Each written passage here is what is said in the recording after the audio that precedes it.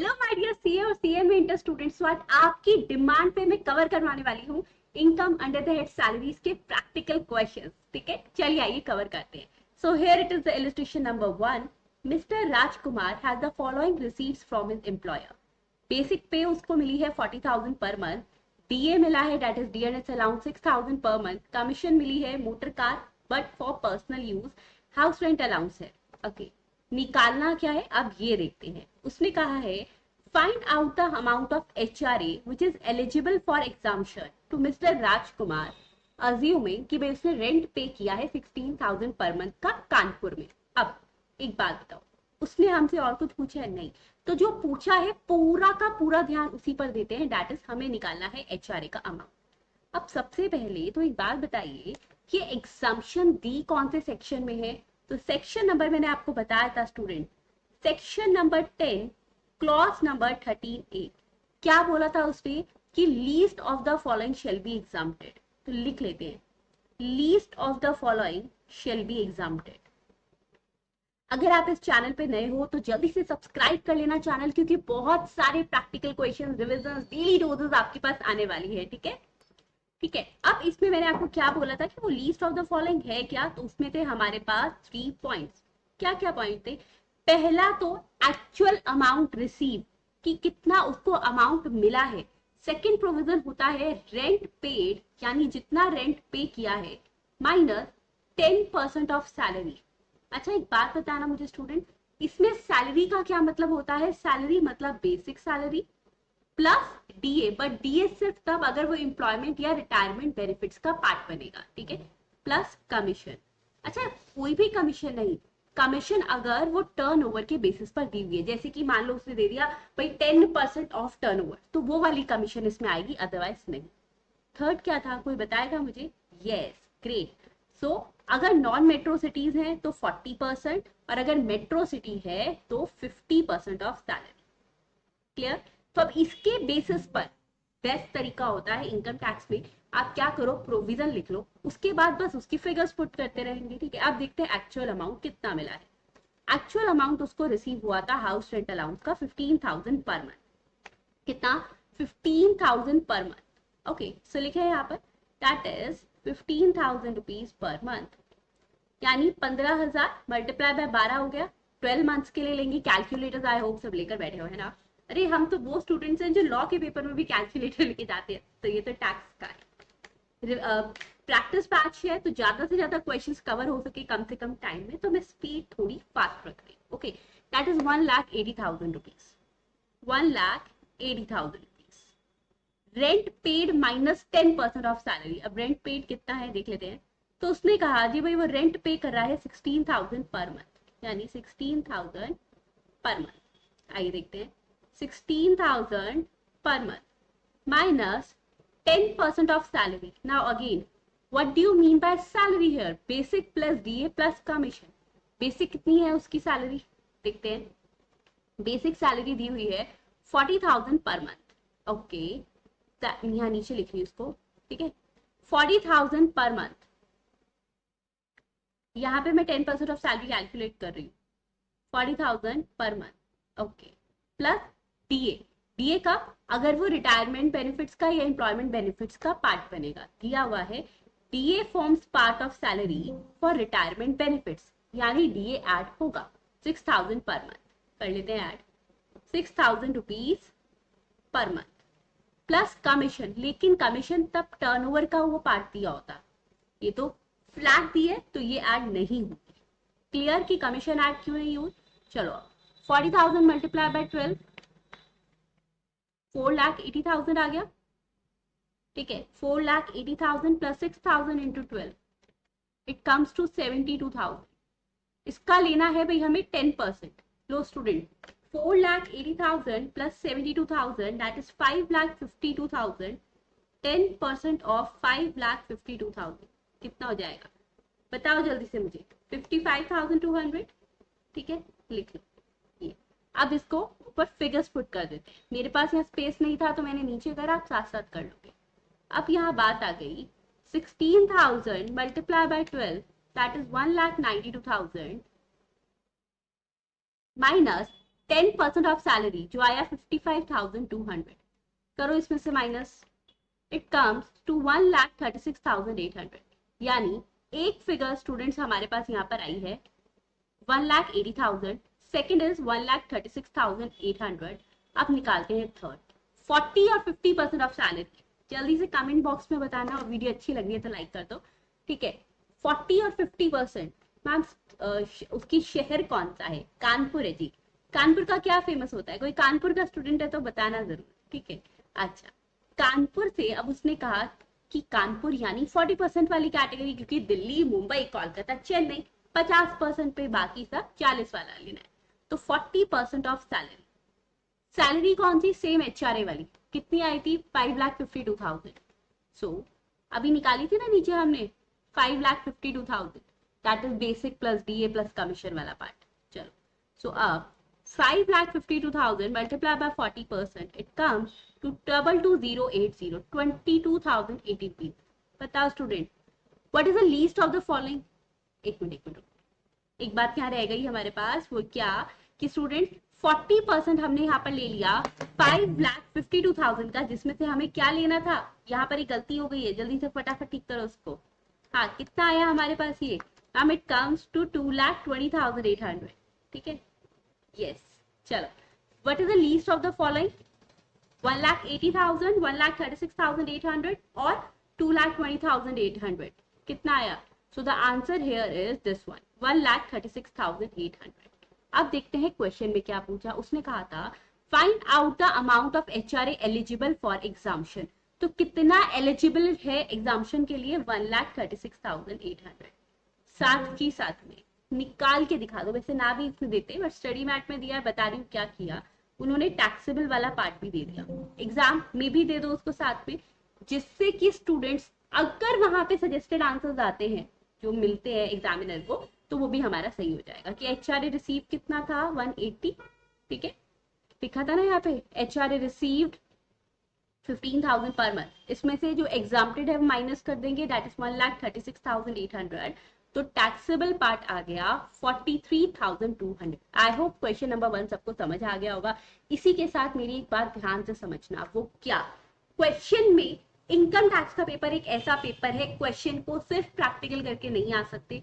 जो भी नोट्स है, प्रोविजंस है, सैलरी का क्या मतलब है, सब कुछ लिखना पड़ेगा, अदरवाइज मार्क्स नहीं मिलते, ठीक है। तो it's basically a combination of practical plus theoretical exams. Okay, illustration number 2 देखते हैं। Mister Shrikant has 2 sons.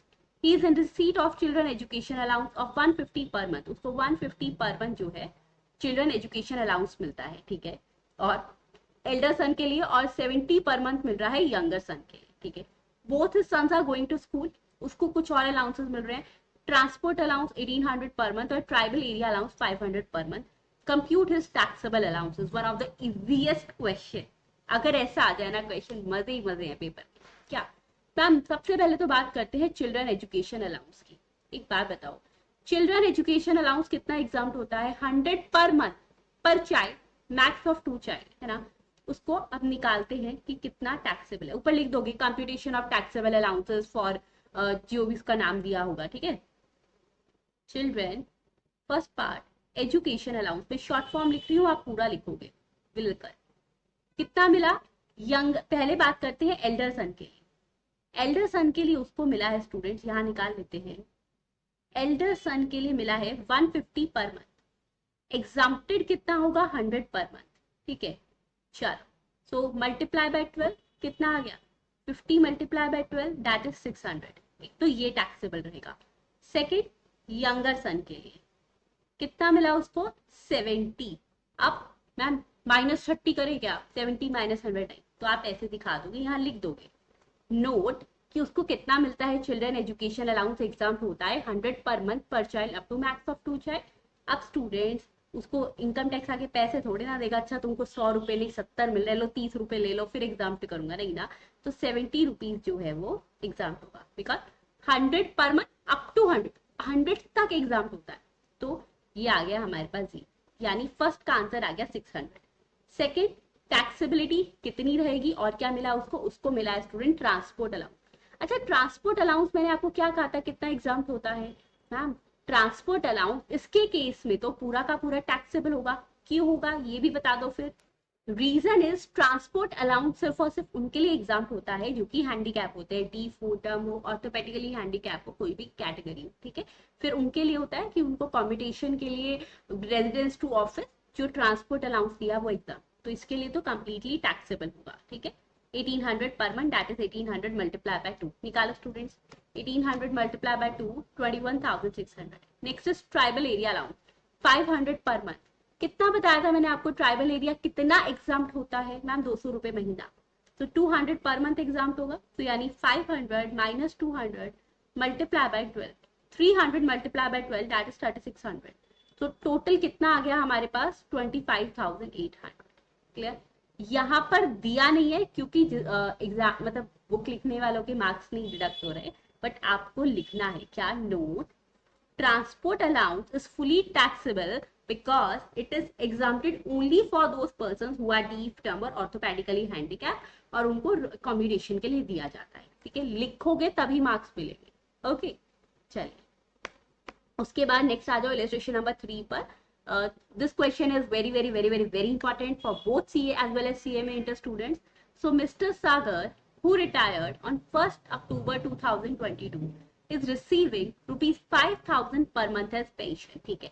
Mister सागर को जो कि रिटायर हो गया है 1 अक्टूबर 2022 को, उसको 5,000 मंथ के हिसाब से पेंशन मिल रही है, ठीक है। ऑन 1 फरवरी 2023 उसने कॉम्यूट कर ली, कॉम्यूट करना मतलब लमसम ले लेना, कितना, 60% of his pension and receive rupees 3 lakh as commuted pension. First of all मेरे को एक बात बताओ, ठीक है, अगर वो ये कह रहा है स्टूडेंट्स कि उसको 60% ऑफ पेंशन उसने कॉम्यूट करी और उसको कितना अमाउंट मिल गया इसके लिए, he has received rupees 3 lakh, तो क्या मैं यहाँ से टोटल पेंशन अमाउंट निकालूं कि उसका टोटल पेंशन बनता कितना था। आइए, सो टोटल पेंशन कैसे निकलेगा, 3 लाख डिवाइडेड बाय 60%, ओके। सो 100% की वैल्यू आ जाएगी, सो 3 लाख डिवाइडेड बाय 60%, तो दैट इज 5 लाख। इसका मतलब उसका टोटल पेंशन अमाउंट था 5 लाख रुपए, ओके।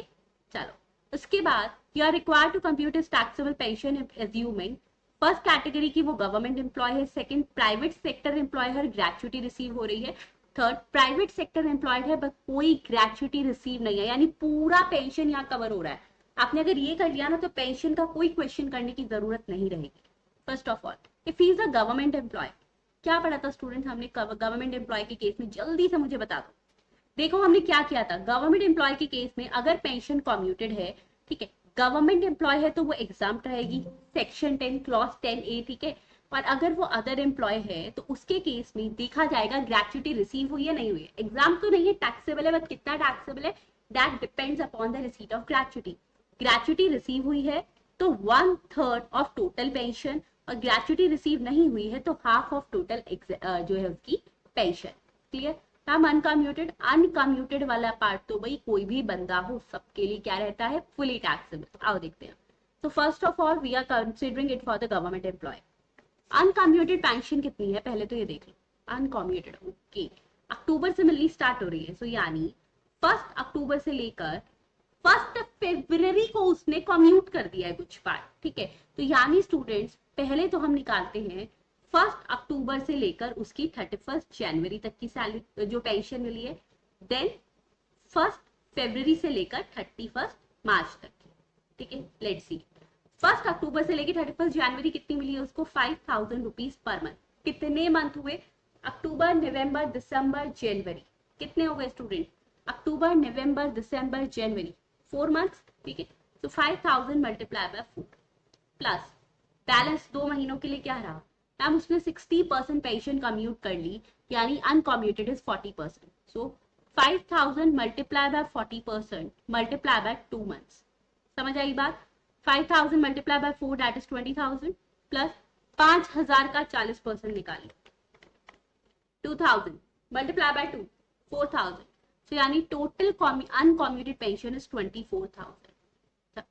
सबके लिए अलग अलग निकाल लेते हैं, हाँ टाइम वेस्ट कर लो, क्या जा रहा है। स्मार्ट स्टूडेंट्स हो, मेरे स्मार्ट स्टूडेंट्स हो, स्मार्ट स्टडी करो, सबके लिए टैक्सेबल रहने वाला है, तो एक बार में निकालो अनकॉम्यूटेड पेंशन और हर पार्ट में लिख दो भाई देखो ऊपर वर्किंग कर दी है तो इट इज फुली टैक्सेबल। ठीक है, तो गवर्नमेंट एम्प्लॉय के केस में ये तो समझ आ गया, तीनों के केस में। अब आता है कॉम्यूटेड पेंशन। पहली बात करते हैं गवर्नमेंट एम्प्लॉय की। गवर्नमेंट एम्प्लॉय के केस में जितनी भी पेंशन, तो देखो आई होप सबको अनकॉम्यूटेड पार्ट समझ आ गया। अब समझाती हूँ मैं आपको कॉम्यूटेड पार्ट। ठीक है, देखो कॉम्यूटेड के केस में ना 3 कैटेगरीज हैं हमारे पास यहाँ पर। कॉम्यूटेड 3 कैटेगरीज के लिए मैं निकाल के दिखा रही हूँ आपको। पहली कैटेगरी है अगर वो गवर्नमेंट एम्प्लॉय है। ठीक है, अगर वो एक गवर्नमेंट एम्प्लॉय है। सेकेंड कैटेगरी सुनो स्टूडेंट, अगर वो प्राइवेट सेक्टर एम्प्लॉय है प्लस वो ग्रेच्युटी रिसीव करता है। क्या करता है? ग्रेच्युटी रिसीव करता है। ठीक है, private sector employee receiving gratuity. Third, private sector employee not receiving gratuity, gratuity receive नहीं करता। अब पहला, अगर वो गवर्नमेंट एम्प्लॉय है तो देखो उसकी चाहे कितनी भी पेंशन कॉम्यूट हो रही हो उसके लिए एग्जाम्प्टेड होगी। ठीक है, तो फर्स्ट के लिए तो वही हो गई एग्जाम्प्टेड, टोटल फुली एग्जाम्प्टेड है तो उसको कुछ टैक्स नहीं लगना। सेकंड स्टूडेंट्स बात आ गई private sector employee plus receiving gratuity. Gratuity receive करता है, कम एग्जाम्पशन दो, यानी 1/3 ऑफ टोटल पेंशन। ठीक है, और ग्रेच्युटी रिसीव नहीं करता तो 1/2 ऑफ टोटल पेंशन, वो उसके लिए एग्जाम्प्ट रहेगा। अब देखते हैं यहाँ पर टोटल पेंशन कितनी है, 5 लाख रुपए। सो 1/3 ऑफ 5 लाख रुपीज कितना आ गया स्टूडेंट्स यहाँ पर? 1,66,667 निकाल के देख लेंगे। ठीक है, तो इट कम्स 1,66,667। ओके, तो अब कितनी पेंशन कॉम्यूट हुई थी? 3 लाख रुपीज। 3 लाख में से 1,66,667 एग्जाम्प्ट हो गई और बाकी के लगेगा टैक्स। निकालते हैं 3 लाख माइनस 1,66,667, तो टैक्स लगा 1,33,333 पे। फिर अगर ग्रेच्युटी रिसीव नहीं करा तो हाफ ऑफ टोटल पेंशन। अब टोटल पेंशन कितनी है उसकी? 5 लाख रुपए। ठीक है, लिख देते हैं, तो 2.5 लाख रुपए जो हो गए उसके लिए एग्जाम्प्ट हो गए। अब स्टूडेंट्स इस केस में मैंने बोला ग्रेच्युटी रिसीव नहीं कर रहा, एग्जाम्पशन ज्यादा दे दी, पूरा हाफ 50% एग्जाम्प्ट कर दिया। अब कितना पेंशन कॉम्यूट हो रहा था? 3 लाख, उसमें से 2.5 लाख एग्जाम्प्ट कर दिया, तो यानी सिर्फ और सिर्फ 50,000 रुपीज पर टैक्स लगेगा। आई होप ये क्वेश्चन अच्छे से समझ आ गया होगा। किसी को भी डाउट है तो फटाफट से कमेंट बॉक्स में अपने डाउट्स क्लियर कर लो। ठीक है, अच्छा हाँ, एक बात और, आपको नीचे ना ऐप का नाम शो हो रहा होगा, प्ले स्टोर पर अवेलेबल है आयुषी बंसल क्लासेस, और you can contact us at 7988741134। ठीक है, मैं नंबर लिख देती हूँ एक बार। अगर किसी को भी टेस्ट सीरीज ज्वाइन करनी है फॉर द नवंबर और दिसंबर एग्जाम, या बैच ज्वाइन करना है 2024 अटेम्प्ट्स के लिए आपके किसी भी फ्रेंड को, तो प्लीज लेट अस नो। ठीक है, 7988741113। हाँ जी, टेस्ट सीरीज भी अवेलेबल है नवंबर और दिसंबर के लिए, जिसको मैं खुद चेक करके आपको वो आंसर शीट्स आपकी रिटर्न करूंगी। हम आपको आंसर शीट्स कैसे पहुंचाएंगे? We are not from your city, do not worry at all. आपको क्या करना है? पीडीएफ फाइल अपलोड करनी है। ओके, चलिए, सो ये क्लियर है स्टूडेंट्स? यहाँ तक किसी को भी डाउट है? पक्का? ठीक है। अब एक गलती जो सारे स्टूडेंट्स करते हैं मैक्सिमम, बता दिया जी, बता दिया, उसने कहा था टोटल टैक्सेबल पेंशन बताना तीनों के केस में, तो हम उसको ऐड करके भी बताएंगे। तीनों के केसेस में आप 24,000 को ऐड करके दिखा दोगे कि 24,000 रुपए की जो अनकॉम्यूटेड पेंशन है वो टैक्सेबल है। तो यानी गवर्नमेंट एम्प्लॉय के लिए 24,000 टैक्सेबल हो गई। प्राइवेट रिसीविंग ग्रेच्युटी, इसमें भी 24,000 ऐड करके बताएंगे, और इसमें ओके, क्लियर? चलो ग्रेट है। अब करते हैं हम हमारी नेक्स्ट इलस्ट्रेशन। ये है ग्रेच्युटी से रिलेटेड। स्टूडेंट्स, अगर आपने पेंशन का सिर्फ एक ही क्वेश्चन कर दिया ना, तो you will be able to solve each and every question of pension, चाहे वो कहीं से भी कितना भी डिफिकल्ट आ जाए। ओके, अब नेक्स्ट क्वेश्चन हम करने वाले हैं ग्रेच्युटी का। ठीक, करें। Illustration number 4 is here. So mister Ravi retired on 15th June 2022 after completion of 26 years 8 months of service, और उनको ग्रेच्युटी रिसीव हुई है 15 लाख रुपीस की। ठीक है, eight the time of retirement salary थी, basic salary 50,000 per month, DA था 10,000 per month, लेकिन ये डीए 2 पार्ट्स में डिवाइड था। 60% रिटायरमेंट बेनिफिट्स के लिए यानी 6,000 रिटायरमेंट बेनिफिट के लिए, और 4,000 40% है नॉन रिटायरमेंट बेनिफिट्स के लिए। ठीक है, कमीशन 1% ऑफ टर्नओवर, और टर्नओवर दी हुई है 1,20,00,000 रुपीज। बोनस 25,000 पर एनम मिला है। आपको निकालनी है taxable gratuity. Assuming again 3 cases हैं, एक है प्राइवेट सेक्टर एम्प्लॉय है और POGA that is payment of gratuity act में कवर है। सेकंड प्राइवेट सेक्टर एम्प्लॉय है not covered under the payment of gratuity act, and third is government employ. क्या सिखाया था मैंने आपको स्टूडेंट्स? देखिए पहली बात तो अगर ग्रेच्युटी मिलती है during the service so it is fully taxable for all the person. अगर at the time of retirement और डिसेस मिलती है तो that at the time the person got deceased, तो इन दैट केस अगर वो सेंट्रल गवर्नमेंट का employ है तो फुली एग्जाम्प्ट हो जाएगी, ठीक है। अगर अदर एम्प्लॉय है तो उसके केस में we have to check it out, payment of gratuity act से कवर्ड है तो least of the following shall be exempted. क्या 20 लाख एक्चुअल अमाउंट रिसीव, या फिर 15 डे की सैलरी, और ये सैलरी किस पे बेस होती थी? लास्ट ड्रॉन सैलरी पे। मैम नंबर ऑफ ईयर्स कितने लेते थे? नंबर ऑफ ईयर्स हम इसमें लेते थे कंप्लीटेड, या फिर कोई भी पार्ट अगर वो इन एक्सेस ऑफ 6 मंथ्स है कब, ठीक है। अगर मान लो अब उसने कहा कि वो पेमेंट ऑफ ग्रेच्युटी एक्ट से कवर नहीं है तो क्या करते थे? इन दैट केस 2 पॉइंट्स बिल्कुल same, that is 20 lakh rupees and actual amount receive. Third में 15 डेज सैलरी नहीं लेते, हाफ मंथ सैलरी लेते हैं। सेकेंड कैटेगरी किसके बेसिस पर सैलरी लास्ट वन? नहीं, based on average salary of the last 10 month salary, ठीक है। क्योंकि भाई देखो ना वो ग्रेच्युटी एक्ट में कवर नहीं हो रहा तो उसको थोड़ा घुमा रहे हैं, उसको परेशान कर रहे हैं, ठीक है, कि निकालो निकालो एवरेज निकालो लास्ट 10 मंथ्स की। साथ ही साथ कह दिया एग्जाम्पशन ना आपको पार्ट वाली भी नहीं देंगे, सिर्फ और सिर्फ कंप्लीटेड ईयर ऑफ सर्विस की देंगे। करें क्वेश्चन, ठीक है। पहले निकाल देते हैं गवर्नमेंट एम्प्लॉय का। क्यों? क्योंकि ना सबसे ज्यादा इजी है। मैम ऐसा क्या है? क्योंकि गवर्नमेंट एम्प्लॉय के केस में वही वो जो पर्सन है उसके लिए जितनी भी ग्रेच्युटी रिसीव है that is fully exempted under section 10 clause 10, ठीक है। तो ये तो हो गया फुली एग्जाम्प्ट, यानी ग्रेच्युटी रिसीव हुई थी 15 लाख रुपए, तो एग्जाम्पशन मिल गई सेक्शन 10 क्लॉज 10 में कंप्लीट 15 लाख रुपए की। नील है, कुछ भी टैक्सेबल नहीं होगा। Second private sector employee covered by the payment of gratuity act 1972, यानी इसको बड़े सारे आराम देने वाले हैं वो। आओ देखते हैं कैसे। पहला तो स्टूडेंट्स यहाँ पे बात आ गई क्या, ठीक है, दोनों के केसेस में निकाल रही हूं मैं। अगर वो मान लो पेमेंट ऑफ ग्रेच्युटी एक्ट से कवर है और पेमेंट ऑफ ग्रेच्युटी एक्ट से कवर नहीं है, ठीक है, थोड़ा समराइज फॉर्म में करके दिखा रही हूँ, यू नो कि पेपर में आपको प्रॉपरली कंप्यूट करके दिखाना है। तो दोनों के केस में पहला आ गया एक्चुअल अमाउंट रिसीव, कितना है? 15 लाख रुपए, लिख दूं? चलो ठीक है। अच्छा स्टैट्यूटरी लिमिट कितनी है? 20 लाख रुपए। अब बात आती है सैलरी की। अगर वो पेमेंट ऑफ ग्रेच्युटी एक्ट से कवर है स्टूडेंट्स, उसको बड़े सारे आराम दे दिए। एक तो 15 डेज सैलरी लेनी है, कितनी? 15 डेज सैलरी, ठीक है। अच्छा 15 दिन की सैलरी देनी है, वो भी लास्ट ड्रॉन सैलरी पर। अब यहाँ पर बात आती है, यानी स्टूडेंट 15 डेज सैलरी लेनी है हमें 15/26 कर लास्ट ड्रॉन सैलरी। आइए देखते हैं उसने लास्ट कितनी सैलरी ड्रॉ करी थी।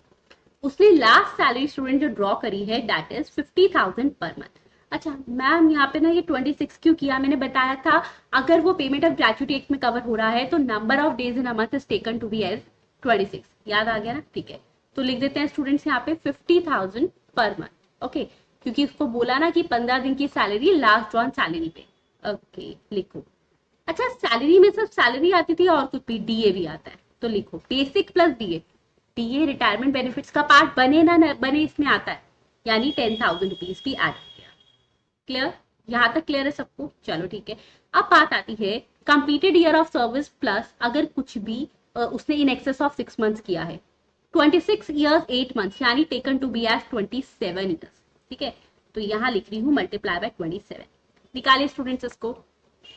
अब आ गया 50,000 plus this is plus 10,000 multiply by 15 divide by 26 multiply by 27, it comes to 9 lakh, लिखिए student 934615, that is 9,34,615 rupees. Clear है सबको यहाँ तक? कोई डाउट, कोई क्वेरी नहीं? चलो ठीक है। तो पता चल गया कि इतना जो है, अब उसने कहा था कि इन तीनों में से जो भी लीस्ट अमाउंट है वो आप एग्जाम्प्ट कर देना। लीस्ट कौन सा है? 9,34,615।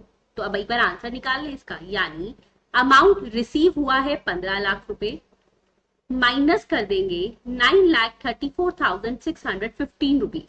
ओके, तो यानी कितने अमाउंट पे टैक्स लगेगा, कैलकुलेट कर लो। 15 लाख में से 9,34,615 रुपीज माइनस हुए तो इट कम्स टू 5,65,385। ठीक है, देखो 5,65,385, this is the taxable gratuity जिस पर टैक्स लगेगा।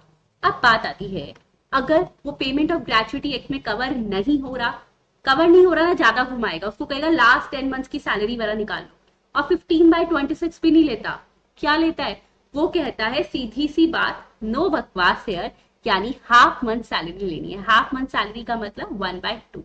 ठीक है, इधर 15/26 कर दिया था, इधर कर दिया 1/2। अच्छा, एवरेज सैलरी, अब इस क्वेश्चन में तो उसने आपको कुछ दिया नहीं है, एक ही सैलरी दी है, तो सिंपल सा ले लेंगे हम 60,000। अब इसको निकालने का तरीका, एक तो मैम इसमें सैलरी क्या लेते हैं वो भी बता दो। सैलरी लेते हैं इधर बेसिक प्लस, क्या क्या लिया था स्टूडेंट, जल्दी से मुझे बता दो। बेसिक प्लस डीपी, डीपी यानी DA in forms of retirement, in terms of retirement और in terms of employment, plus commission. Commission कब लेनी है, अगर वो टर्नओवर का पार्ट बन रहा होगा। याद आ गया ना, एक बार दिखा देती हूँ आपको। ठीक है, क्लियर स्टूडेंट्स, चलिए फिर करते हैं। अब यहां पर हमारे पास आ गया, let's find it out.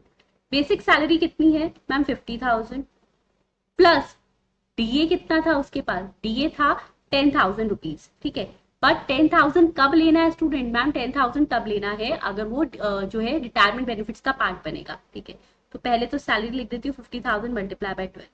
DA अगर रिटायरमेंट का पार्ट बन रहा है, यानी वो सिर्फ 60% बन रहा था, तो 10,000 मल्टीप्लाई बाय 60% मल्टीप्लाई बाय, किससे मल्टीप्लाई करूं जल्दी से बताओ, 10 मंथ्स, क्योंकि 10 मंथ्स का एवरेज निकालना है। ठीक, ये भी 10 है, 10, हर चीज को मैं 10 मंथ से मल्टीप्लाई कर रही हूँ, रीजन की 10 मंथ्स का मुझे एवरेज निकालना है, तो मैं डिवाइड कर दूंगी 10 से बाद में।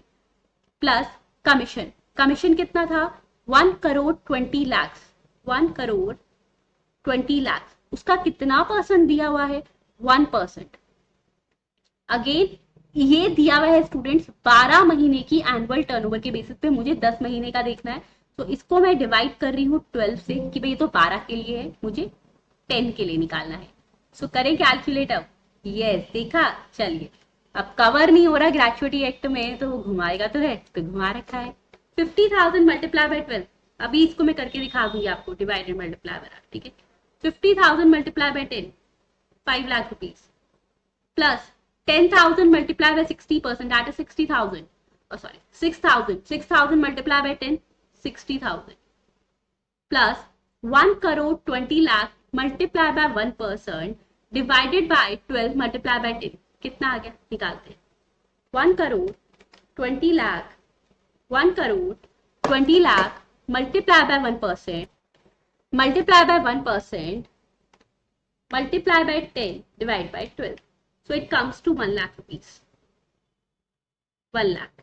अब हमें क्या करना है मैम, हमें तो लेनी है हाफ मंथ की सैलरी। ठीक है, और इस सबको भी स्टूडेंट्स हमें किस बेसिस पे लेना है, इसका यानी हमें करना है 1/2 डिवाइडेड बाय एवरेज लेनी है 10 महीने की, पहले 10 से मल्टीप्लाई करके एवरेज लेनी है 10 मंथ्स की।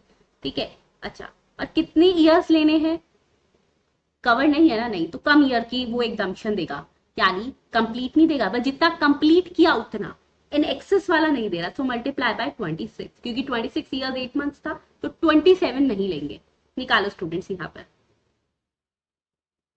5 lakh plus 60,000 plus 1 lakh, 5 lakh plus 60,000, that is 5,60,000 plus 1 lakh, कितना आ गया ये, 6,60,000 डिवाइडेड बाय 10, तो 66,000, यानी half multiply by 66,000 multiply by 26, निकालिए students, multiply by 26 divide by 2, so it comes to 8,58,000।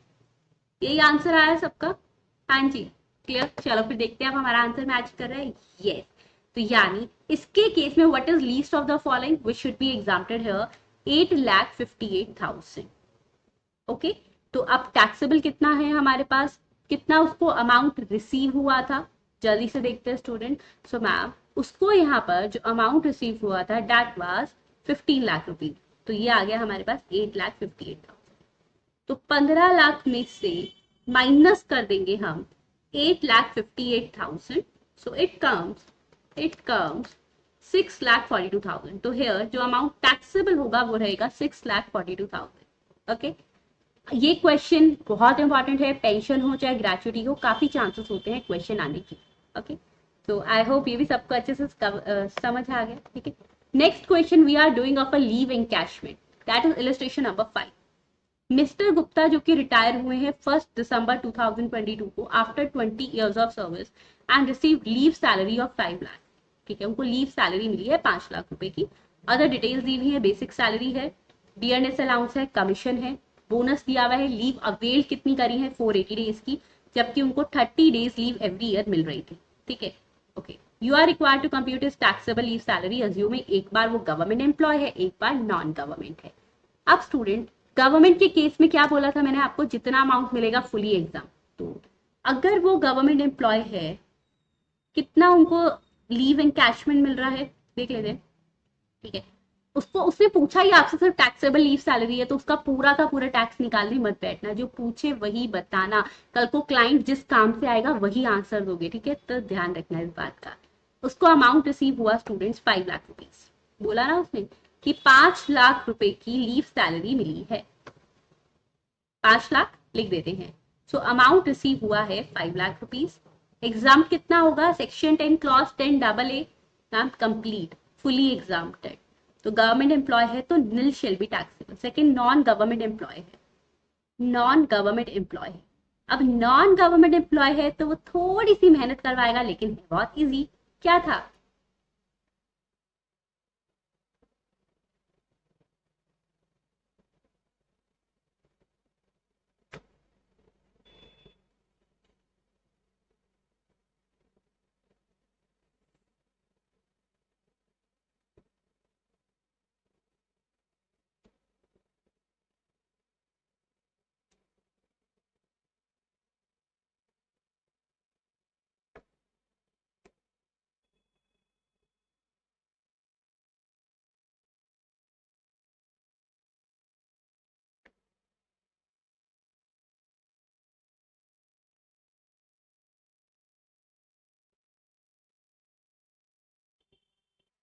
Average salary of the last 10 months लिखे। आइए student, so that is the point number see here, average salary of last 10 months, last 10 months। ठीक है, लेकिन salary कैसे निकालोगे, तो salary यहां होती है हमारे पास बेसिक सैलरी प्लस डीए, लेकिन सिर्फ अगर वो इन टर्म्स ऑफ एम्प्लॉयमेंट होगा, प्लस कमीशन, और कमीशन भी का अगर वो टर्नओवर का फिक्स कुछ टर्नओवर का परसेंटेज का पार्ट होगा। अब देखते हैं कि कितना कितना यहाँ दिया हुआ है। What is the basic salary है। अच्छा मैम किसी में क्या ले रहे हैं, किसी में क्या करें कैसे, मैंने क्लास में भी बताया कैसे करना। एक चार्ट बना लो, टेबल बना लो। ठीक है, कैसे बनानी है यहाँ टेबल आपको देख लो अब एक बार वो भी इस तरीके से। क्लास में जिन स्टूडेंट्स ने मेरे साथ बनाई थी they have already done it also. यहाँ पे करना है आपको, ये लिख लो स्टूडेंट्स, ठीक है, कि सैलरी क्या क्या ले रहे हैं। एक में अगर हम मान लो बेसिक प्लस डीए ले रहे हैं, एक में basic plus DA in terms of employment plus commission, ऐसे करके लिख लो। और फिर जितने जितने पॉइंट्स यहाँ बनते हैं, basic plus DA in terms of employment plus commission, HRA भी यही कह रहा है, लीविंग सैलरी भी यही कह रहा है, ऐसे करके उसके नीचे बना। ठीक है, तो आपको 100% वो दिमाग में रहेगा। ओके, चलिए सैलरी 5,000 पर मंथ थी, लेकिन 1,000 रुपए इंक्रीज हो गई थी with effect from 1 April 2022। Okay, 1 अप्रैल 2022 से भाई जो सैलरी है वो उसकी इंक्रीज हो गई थी। मैम ईयर कौन सा लेना है, ईयर नहीं, लास्ट 10 मंथ्स लेने हैं। यानी मिस्टर गुप्ता रिटायर हुए हैं 1 दिसंबर 2022 से, तो इसके पिछले 10 महीने लेने हैं। ठीक है, यानी वो दिसंबर में रिटायर हुए ना, तो नवंबर, अक्टूबर, सितंबर, अगस्त, जुलाई, जून, मई, अप्रैल, देखो भाई कितना हुआ, 1 2 3 4 5 6 7 8। ठीक है, मार्च एंड फरवरी, बैक काउंटिंग करनी है हमें। ओके, अब यहाँ पर ये जो मार्च और फरवरी थे इनके लिए तो उसकी सैलरी थी 5,000 रुपए महीना, 5,000 थी 4,000 थी, जल्दी से जरा मुझे बताना। उसने कहा कि 1,000 rupees per month was increase, यानी इंक्रीज ऑलरेडी करवाकर उसने अमाउंट बताया है, ये देखो। तो यहाँ पर सैलरी जो हमने लेनी है, इसका मतलब सैलरी हमारे पास आई, स्क्वेट इट आउट, एक मिनट वेट करो स्टूडेंट्स, ठीक है। वाज लिखा हुआ है, यानी ऑलरेडी जो आपके पास गिवन है that is after the increment, तो इंक्रीमेंट होकर 5,000 आई, यानी स्टूडेंट्स इन 2 महीनों में सैलरी थी, फरवरी और मार्च में उसकी जो सैलरी थी दैट वाज 4,000 मल्टीप्लाई बाय 2, और बाकी के 8 महीने में सैलरी क्या थी उसकी इन दीज पार्ट्स, कितनी थी 5,000, ठीक है। तो 5,000 थी उसके पास 8 मंथ्स के लिए। समझ आया कैसे बैक काउंटिंग करके निकाला? 2 महीने 4,000 पे था, बाकी का 5,000 था। वाज इंक्रीज यानी ऑलरेडी इंक्रीज करके दिया हुआ है। ओके, तो स्टूडेंट्स पहला समझ आ गया आपको। अब बीए 3,000 पर मंथ है, लेकिन 60% रिटायरमेंट बेनिफिट्स के लिए तो हम सिर्फ 60% लेंगे।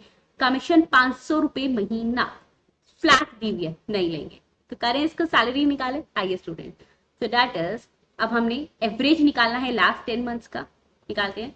बेसिक कितनी सैलरी अभी हमने कंप्यूट करी है उसकी मैम 5,000 8 मंथ्स के लिए है, ठीक है, प्लस 4,000 2 मंथ्स के लिए है। Okay great. डीए कितना दिया हुआ है स्टूडेंट्स उसका? मैम डीए उसका वैसे तो 3,000 रुपए है, लेकिन 3,000 में से सिर्फ 60% लेंगे क्योंकि बाकी का रिटायरमेंट बेनिफिट्स का नहीं है, ठीक है।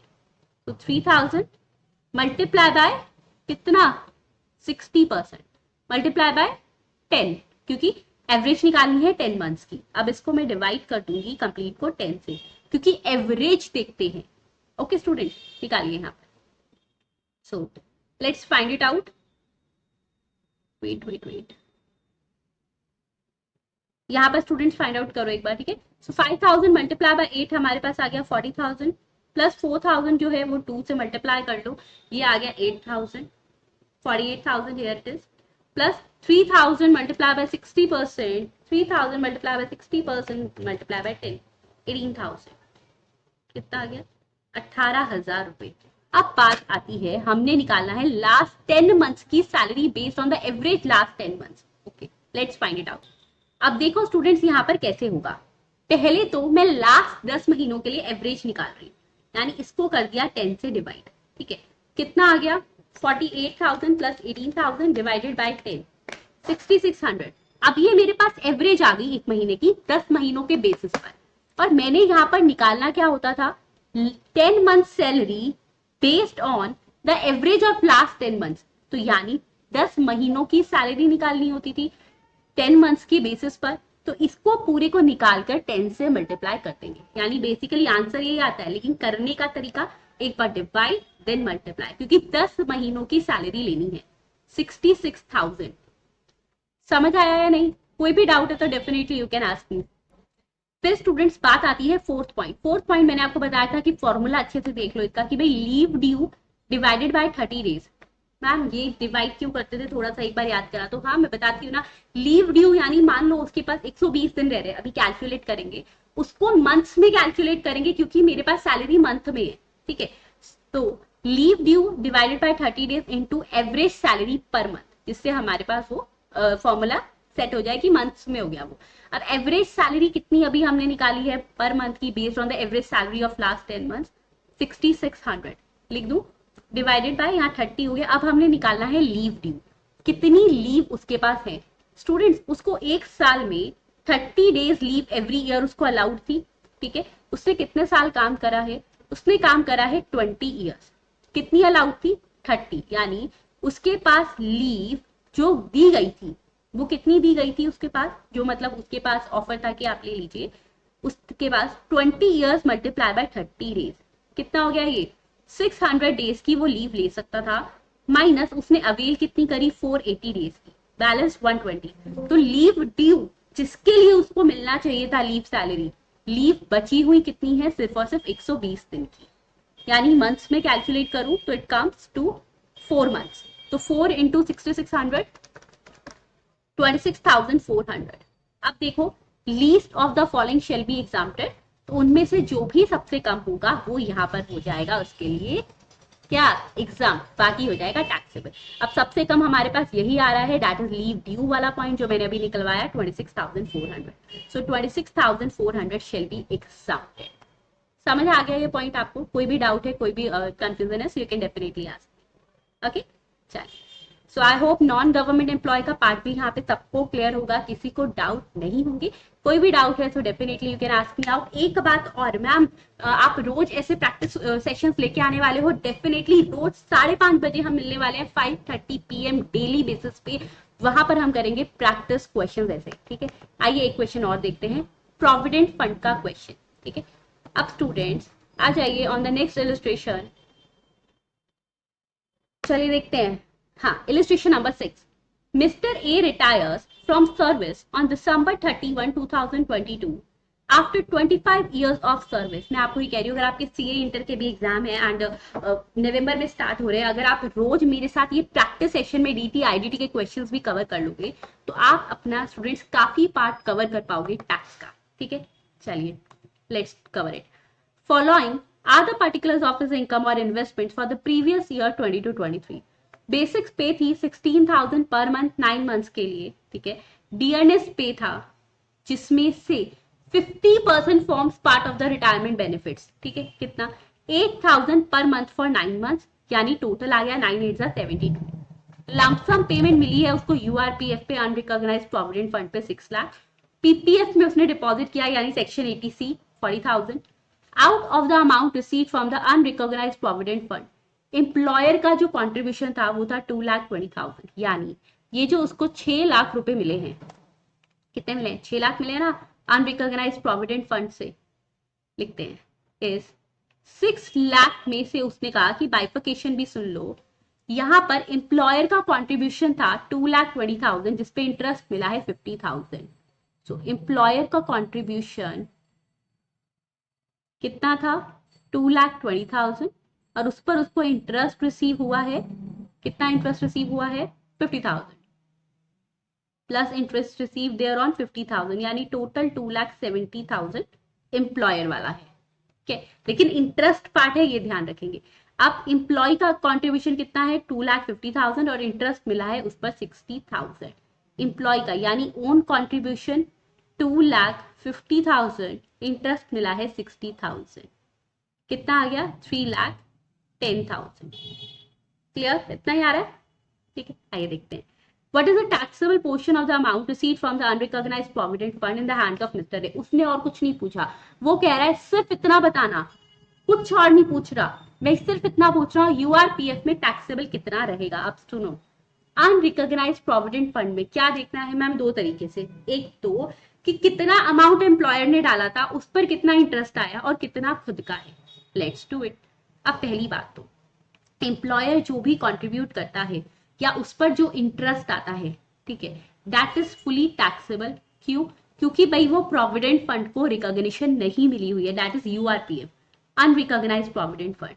यानी students under the head income from salary, ये कंप्लीट 2,70,000 जो है वो टैक्सेबल हो जाएगा। कितना? कंप्लीट टैक्सेबल हो जाएगा। रीजन क्यों टैक्सेबल हुआ वो? क्योंकि वो अनरिकॉग्नाइज्ड प्रोविडेंट फंड के लिए था। So this shall be taxable. अब बात आई, उसने खुद का ना 2 लाख 2.5 लाख रुपए डाला था। अरे इनकम कहाँ हुई थी? इनकम थोड़ी ना थी, अपने पैसे निकाल के डाले हैं 2.5 लाख रुपए के। तो स्टूडेंट्स वहां पर वो 2,50,000 जो है उसको तो कोई टैक्स लगना ही नहीं चाहिए, because that is not the income, मिला नहीं एक्स्ट्रा। कि 60,000 जो है टैक्सेबल होगा under the head income from other sources, because that is not the salary, that is उसको इंटरेस्ट मिला है। ओके, तो टोटल अमाउंट जो उसका टैक्सेबल रहेगा 3,30,000। Okay great. चलो इलिस्ट्रेशन 7 वो कह रहा है क्या आपका आंसर डिफरेंट हो जाता अगर ऊपर वाला रिकॉग्नाइज होता? डेफिनेटली हो जाता। कैसे स्टूडेंट? सो देखो, इन दैट केस आरपीएफ के टाइम पर जितना भी अमाउंट मिलता रिकॉग्नाइज्ड है ना, तो वो फुली एग्जाम्प्ट हो जाता, आपको कोई टैक्स ना देना पड़ता। मैम ऐसा क्यों? क्योंकि स्टूडेंट्स यहाँ पर उसने दिया हुआ था कि उसने जो काम किया है वो कितने साल काम किया है। उसने यहाँ पर जो ईयर ऑफ सर्विस से 25 कंप्लीट हो चुके हैं, ठीक है, तो that will be fully exempt. कब? अगर वो रिकॉग्नाइज्ड होता। चलो इलिस्ट्रेशन 8 देख लें एक और। क्या हुआ? थक गए, पेपर आने वाले, how can you say that? फटाफट से करो, और वीडियो अगर अभी तक लाइक नहीं करिए तो फटाफट से लाइक बटन प्रेस कर दो, ठीक है मिस। और हाँ स्टूडेंट्स, प्लीज लाइक के साथ साथ कमेंट जरूर करना, जिससे मुझे भी मोटिवेशन मिले कि हाँ मैं रोज आपके लिए खूब सारे ऐसे सेशंस लेकर आऊँ। ओके एंड यस, मई और जून 2024 स्टूडेंट्स, अब आपके लिए एक बार मैं बैचेस भी बता देती हूँ कि कौन कौन से बैच अवेलेबल हैं। ग्रुप 1 सीए इंटर बता रही हूँ। ग्रुप 1 स्टूडेंट्स हमारे पास जो बैच मैं आपको कवर करवाने वाली हूँ, एडवांस्ड अकाउंटिंग, साथ ही साथ टैक्स। ग्रुप 2 के लिए स्टूडेंट्स हम कवर करने वाले हैं ऑडिट, ठीक है। अब सीएमए इंटर, तो सीएमए इंटर स्टूडेंट अभी आपका जो बैच स्टार्ट हो रहा है, दैट इज टैक्स, यानी डीटी और आईडीटी दोनों उसमें कवर होंगे। Okay now let's do it. Mister B is working in XYZ limited and he has given the details of his income. पता है पेपर में सबसे बड़ी बात क्या होती है कि हमें यही नहीं पता होता कंप्यूटेशन क्या करनी है, हम उस हिसाब से माइंडसेट नहीं करते। So what you are required to do, यहाँ लिखा है ना कि क्या कंप्यूट करना है, सबसे पहले वो पढ़ लो, जिससे पता चल जाएगा what we have to do is. So you are required to compute gross salary, यानी जी पूरा फुल फ्लेज क्वेश्चन है, करते हैं। बेसिक सैलरी 10,000 पर मंथ है, आज यही क्वेश्चन करेंगे, बाकी का पार्ट में आपको कल कवर करवाऊंगी, ठीक है। डीए 50% रिटायरमेंट बेनिफिट्स के लिए है। कमीशन टर्नओवर का बेस दिया हुआ है 0.1% और टर्नओवर है 50 lakh. Bonus 40,000, gratuity 25, own contribution in RPF 20,000 का, और एम्प्लॉयर ने कॉन्ट्रीब्यूट करा है 20% ऑफ बेसिक सैलरी, लेकिन आरपीएफ में किया है। इंटरेस्ट आया 13% per annum, 13,000। Okay no problem, आइए करते हैं कंप्यूटेशन ऑफ ग्रॉस सैलरी। पहले तो बेसिक सैलरी, आइए students let's do this question. हाँ ऐसा फुल फेच क्वेश्चन बहुत बार पेपर में आता है, ठीक है। सो ऊपर लिख लोगे यहाँ पे सब कुछ आप, कंप्यूटेशन वाला, that is computation of salary वाला, ठीक है, और जिसकी कर रहे हैं नेम ऑफ एसएससी। उसके बाद यहाँ पर कंप्यूटेशन स्टार्ट करते हैं। First of all we will write particulars, then amount. अब इसमें कोई लैक्स वगैरह में तो दिया नहीं, तो सिंपल लिख रहे हैं इन रुपीज। बेसिक सैलरी कितनी गिवन है, basic salary let's find it out. Basic salary given है 10,000 रुपीज पर मंथ। ओके और कुछ ऐसा तो नहीं है ना कि इतने ही मंथ काम किया, नहीं तो कंप्लीट लेना है। 10,000 multiply by 12 that is 1,20,000। DA 50% retirement benefits के लिए 50 है, बिना रिटायरमेंट के, ठीक है लिख लेते हैं। तो डीए लिख लो for retirement benefits, for retirement benefits and other 50% है, यानी 8,000 का 50%, 4,000 रुपीज आ गया पर मंथ है, तो 4,000 रुपए महीना यहाँ आ जाएगा और 4,000 रुपए महीना जाएगा अदर्स में। कितना आ गया 48,000, अगेन 48,000, ठीक है। थर्ड करते हैं स्टूडेंट्स अब हम। थर्ड उसने दिया हुआ है commission as a percentage of turnover 0.1%, 50 lakh का 0.1%। लिखो स्टूडेंट, कमीशन 50 लाख का 0.1%। ये ऐसे करके दिखाओ उसको, जो पता हो कि आपको अच्छे से क्वेश्चन आता था, चीटिंग केस नहीं है, ठीक है। तो 50 लाख का 0.1%, 5,000 रुपीज। Okay 5,000 rupees. नेक्स्ट क्या दिया हुआ है, बोनस मिला है उसको 40,000 रुपए का, लिख लेते हैं बोनस 40,000 रुपीज। अच्छा बोनस मिला है, यस बोनस 40,000 रुपीज। एंड इसके साथ साथ अगर आप कोई पर्टिकुलर चैप्टर में से कवर करवाना चाहते हो कि उसका थ्योरेटिकल आपको कवर करना है या फिर कोई practical question, so please please मुझे बताना जरूर, ठीक है, कि मैं वो पार्ट भी वहां पे कवर कर सकूं।